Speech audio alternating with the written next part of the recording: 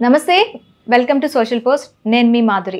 ఈరోజు మనతో పాటు ఉన్నారు నేరెళ్ళ మలయాద్రి గారు, retired district court judge and high court supreme court lawyer. నమస్తే సార్. నమస్తే సార్. అడాప్షన్ మనం తరచుగా అడాప్షన్స్ గురించి చూస్తూ ఉంటాం సార్. అడాప్షన్ గురించి వస్తున్న కేసెస్ కూడా చాలా, అంటే వాళ్ళ ఆస్తుల గురించి కానీ వాళ్ళ హక్కుల గురించి కూడా చాలా కేసుల్లో వింటూ ఉంటాం. అసలు అడాప్షన్ ఎవరు తీసుకోవాలి? అంటే మనం పుట్టుకతోటి భారతదేశంలో కులము మతం అనేది వస్తుంది.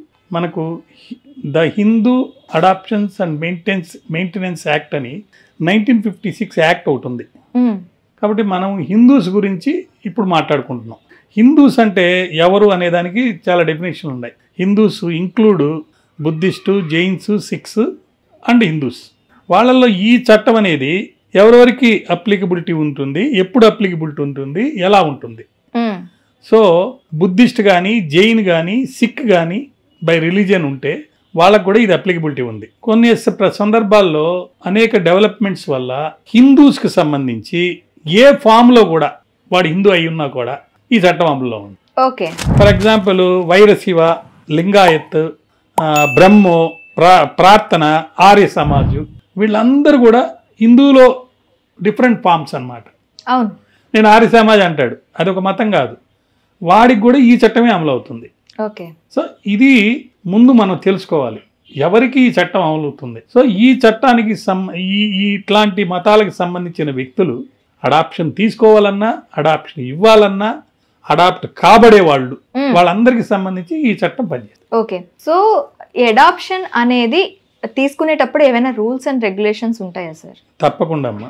ఎందుకంటే ఈ చట్టం 1956లో అమల్లోకి వచ్చిన తర్వాత నుంచి ఈ చట్టం ప్రకారం తీసుకున్న అడాప్షన్సే చెల్లుబాటులోకి వచ్చినాయి. ఓకే.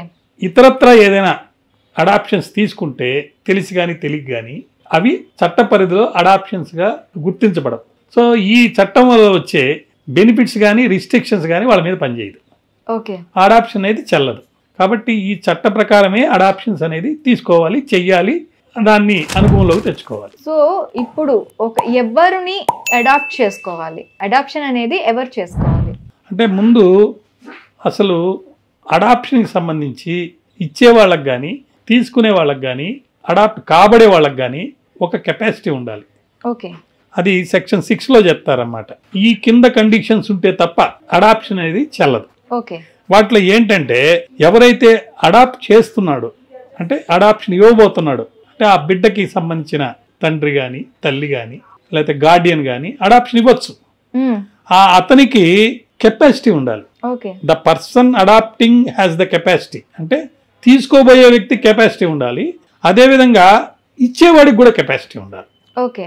వీళ్ళిద్దరి కెపాసిటీ ఉండటమే కాకుండా ఈ బిడ్డకి, అమ్మాయి అబ్బాయి అనేది దాని గురించి మళ్ళీ వద్దాం, ఆ బిడ్డకు కూడా అడాప్ట్ చేయబడగలిగినటువంటి కెపాసిటీ ఉండాలి. అంటే ఏంటి సార్ ఇప్పుడు కెపాసిటీ అంటున్నారు? ఆ కెపాసిటీ ఏంటి చెప్తాను. ఈ చట్టంలో ఈ 3 ఉంటే ఇతర కండిషన్స్ కూడా కంప్లై చేస్తేనే అడాప్షన్ వస్తుంది. ఓకే. సో కెపాసిటీ అనే దానికి మనం ఒక విధంగా ఇలా అనుకోవచ్చు. ఎలాగంటే ఒక భార్యాభర్త ఉన్నారు. భర్తకి ఏ సందర్భాల్లో లేదా ఒక మగవాడికి ఏ సందర్భాల్లో మాత్రమే అడాప్షన్ తీసుకునేటువంటి కెపాసిటీ వస్తుంది. ఓకే. సెక్షన్ 7 కనుక మనం చూస్తే ఎవరైనా సరే ఒక మేల్ హిందూ అయి ఉండాలి, అంటే మగవాడై ఉండి సౌండ్ మైండ్ ఉండాలి. సౌండ్ మైండ్ అంటే విశేషణ, అంటే నార్మల్ లైఫ్ లో ఉండేవాడు. అన్సౌండ్ అంటే పిచ్చివాడు అంటారు చూడండి. ఒక పిచ్చివాడు అయితే వాడు అడాప్షన్ తీసుకునే దానికి లేదు. అడాప్షన్ తీసుకోవాలంటే కూడా వాడికి సౌండ్ మైండ్, అంటే పిచ్చోడు కాకుండా ఉండాలి. తన చేసే మానసిక వికలాంగులు అని అనకూడదు, డిఫరెంట్లీ ఏబుల్డ్ అనాలి వాళ్ళు. అంటే అది వేరే. మళ్ళీ కాలు, చెయ్యి ఏదైనా ఇబ్బంది వస్తే డిఫరెంట్లీ ఏబుల్డ్ అంటాం. ఇది మనసుకు సంబంధించింది. మానసికంగా వాడి యొక్క నిర్ణయాన్ని తీసుకునే విచక్షణ జ్ఞానం కలిగి ఉండాలి. ఓకే. సో ఆ కెపాసిటీ ఉన్న మగ వ్యక్తి, వాడి కెపాసిటీ ఉంటుంది అనమాట. అయితే వీడి కెపాసిటీని రిస్ట్రిక్ట్ చేశారు. ఎలాగా? వాడికి వైఫ్ ఉందా లేదా చూడాలి. సో ఒక వ్యక్తికి ఎంతమంది భార్యలు ఉన్నారు అంటే విడాకులు తీసుకోకుండా, ఒకవేళ విడాకులు తీసుకుంటే ఎట్లా, రెండోది ఆ భార్యలు వాళ్ళకి అన్సౌండ్ ఆఫ్ మైండ్ ఉందా లేదా, లేకపోతే సౌండ్ మైండ్ ఉందా లేదా. ఒక్కోసారి ఏమవుతుందంటే ఈ జీవితాన్ని వదిలేసి వెళ్ళిపోయి ఉంటారు భార్యలు. ఉమ్, అంటే రినౌన్స్ చేసేసుకుంటారు. నాకు భార్య భర్త బంధువులు పిల్లలు వాళ్ళతో సంబంధాలు లేకుండా ఎక్కడున్నారో తెలియకుండా కూడా వెళ్ళిపోయి ఉంటారు అవును. భార్యలు కొంతమంది. అదేవిధంగా హిందూగా ఉండకుండా ఉంటారు కొంతమంది భార్యలు. ఓకే. పెళ్ళైన తర్వాత హిందూయిజాన్ని వదిలేసి ఉంటారు. ఉమ్, లేదా కోర్టు ఈ వ్యక్తి అంటే భార్యకి ఆమెకి అన్సౌండ్ మైండ్ ఉంది అంటే మానసికంగా ఒక నిర్ణయం తీసుకునే అధికారం లేకపోతే నిర్ణయం తీసుకుంటే కెపాసిటీ లేదు. అలాంటి భార్యలు కాకుండా నార్మల్గా ఎంతమంది భార్యలు ఉన్నా ఉమ్, మోర్ దాన్ వన్ ఉమ్, వాళ్ళు బతుకుంటే వాళ్ళ అనుమతితోటే భర్త అడాప్షన్ తీసుకోవాలి. ఓకే. సో భార్య అనుమతి లేకుండా భర్త తీసుకోవడానికి లేదు. తీసుకోవడానికి కాబట్టి భర్తకున్న రిస్ట్రిక్షన్స్ ఏంటంటే సౌండ్ మైండ్ ఉండాలి, తనకున్నటువంటి భార్యలు ఉమ్. ఎంతమంది ఉన్నా వాళ్ళ యొక్క అనుమతి తీసుకొని అడాప్షన్ తీసుకోవచ్చు. ఇది భార్యలు ఉన్నప్పుడు, లేదు అంటే ఇప్పుడు భార్య వదిలేసి వెళ్ళిపోయింది అనుకున్న సిచ్యువేషన్ లో లేదా భార్య చనిపోయి ఉంటది నార్మల్ గా సింగిల్ మెన్ అయితే ఇప్పుడు భార్య చనిపోవటమో తన ఆలనా పాలన చూసుకోవటానికి ఒక పర్సన్ అడాప్ట్ చేసుకోవాలి అనుకునేటప్పుడు ఇవే రూల్స్ వర్తిస్తాయా సార్? వర్తిస్తాయి. ఓకే. అదే ఒక సింగిల్ పేరెంట్ గా ఒక ఆడవాడు ఉండేటప్పుడు ఎలాంటి రూల్స్ ఉంటాయి సార్? ఆడవాళ్ళకి మళ్ళీ వేరే ఉంటది. ఓకే. ఒక ఫిమేల్ అడాప్షన్ తీసుకోవాలి అని అంటే సెక్షన్ 8 వర్తిస్తుంది. ఓకే. సెక్షన్ 8 లో ఏం చెప్తారంటే ఆమెకి మళ్ళీ మైండ్ సరిగా ఉండాలి, మైనర్ కాకుండా ఉండాలి, ఆమె ఓకే మ్యారేజ్ అయి ఉండకూడదు ఆమెకి. ఒకవేళ మ్యారేజ్ అయి ఉంటే అది విడాకులైనా ఉండాలి, భర్త చనిపోయినా ఉండాలి, లేకపోతే ఈ మానవ జీవితంలో అన్ని వదులుకొని వెళ్ళిపోయి ఉండాలి రినౌన్స్ చేసేసి, ఓకే, లేదా హిందూగా వదిలేసుకొని ఉండాలి. అది కాకపోతే ఈ అమ్మాయికి అన్సౌండ్ మైండ్ ఉంది అని ఏదైనా కాంపిటెంట్ కోర్టు తీర్పిచ్చి ఉండాలి. అప్పుడు మాత్రమే ఆమె తీసుకోవాలి. అంటే దీని అర్థం ఏం లేదు, ఆడవాళ్ళకైతే భర్త అనేవాడు ఉండకూడదు అంటే భర్త ఉంటే తీసుకోవడానికి లేదు. అదే మగవాళ్ళకైతే భార్య ఉంటే ఆమె కన్సెంట్ పెట్టి తీసుకోవచ్చు. ఓకే. ఇక్కడ భర్త ఉంటే అతను కన్సెంట్ తీసుకోవడానికి లేదు. అంటే ఆడవాళ్ళు మీద రిస్ట్రిక్షన్ ఎక్కువ పెట్టారు. Okay sir. ఓకే, ఎవరు తీసుకోవచ్చు అనేది మాట్లాడుకున్నాము. ఎవరు అడాప్షన్ కి వెళ్ళేవాళ్ళు అంటే నేను ఇప్పుడు అడాప్షన్ ఇచ్చేవాళ్ళు వాళ్ళకి ఏం కెపాసిటీ ఉండాలి. సపోజ్ మీరు లేకపోతే ఎక్స్ ఒక బాబుని కానీ పాపని కానీ అడాప్ట్ చేసుకోదలుచుకున్నారు. ఆ బాబుకి పేరెంట్స్ ఉంటారు కదమ్మా, ఆ పేరెంట్స్ ఎవరైతే ఇవ్వచ్చు అంటే ఫాదర్ కానీ మదర్ కానీ ఇవ్వచ్చు. ఓకే, ఇద్దరు ఎవరో ఒకరు ఇచ్చేయచ్చు. ఒక్కొక్కసారి ఫాదర్ మదర్ ఉన్నా కూడా వాళ్ళిద్దరూ పిల్లోడిని పట్టించుకోరు. ఓకే. అప్పుడు గార్డియన్ ఉంటాడు, లేదా ఫాదర్ మదర్ చనిపోయి ఉంటారు. అటువంటిప్పుడు ఆ పిల్లవాడికి కానీ ఆ అమ్మాయికి కానీ ఎవరు గార్డియన్ అయితే వాళ్ళకి అడాప్షన్ ఇచ్చే కెపాసిటీ ఉంటుంది. ఓకే. అంటే తల్లి కానీ తండ్రి కానీ గార్డియన్ కానీ competent to give adoption. Okay. ఆ ముగ్గురులో మాత్రం వాళ్ళు మాత్రం ఇవ్వచ్చు. ఇంకోటి కూడా రిస్ట్రిక్షన్ పెట్టాడు, ఫాదర్ కనుక బతుకుంటే అతనికి మాత్రమే హక్కు ఉంది అడాప్షన్ ఇచ్చేదానికి. అంటే ఫాదరు మదర్ ఉన్నారనుకుందాం, అమ్మేమో ఇవ్వాలంటది, ఆమెకు లేదు హక్కు. సో బతుకుంటే తండ్రి బతుకుంటే తండ్రికి మాత్రమే ఇచ్చే హక్కు ఉంటుంది.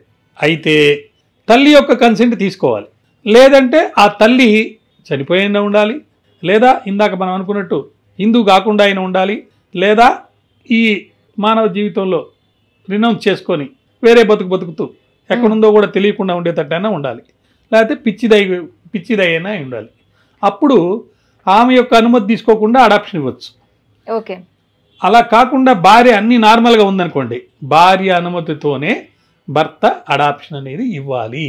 ఓకే. భర్త బతుకుంటే భార్యకి ఇచ్చేదానికి అవకాశం లేదు.